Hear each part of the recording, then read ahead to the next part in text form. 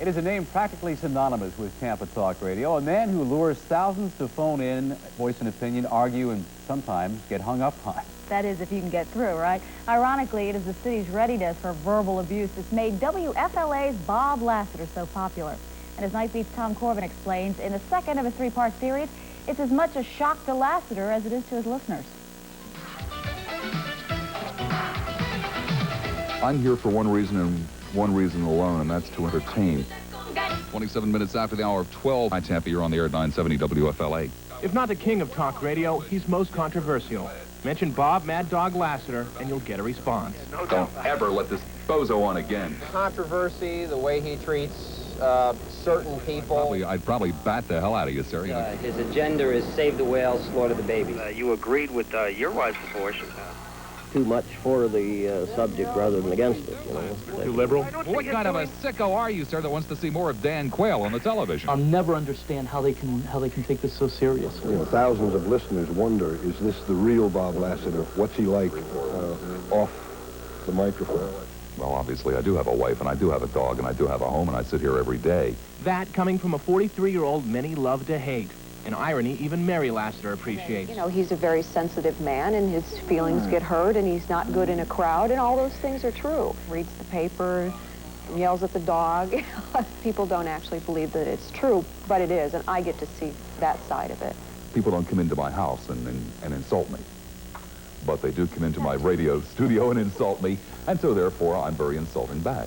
Which makes it hard for listeners to believe Lassiter was ever a handsome New Jersey kid, or that he actually kisses his wife goodbye every day. You need somebody to blame for whatever it is that's got you down today, Bunky, and I guess I'm it. It doesn't really bother me.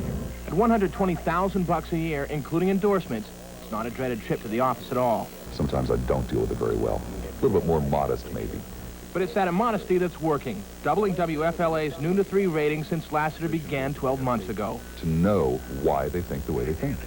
I can ask no more. Because I doubt that you've ever had an original idea. Sure, it's why I'm successful. People will tell you that they don't want to hear an argument, but they do want to hear an argument. Sir, the only thing that would astonish me is if you were working. Take a couple swings to get some live arms, huh? But even as Lassiter lines up upcoming shows, every day's bittersweet. I believe that we're more and more isolating ourselves from ourselves, and that is not helpful. Sociologist Louis Kutcher agrees. People will need some channel to voice their frustrations.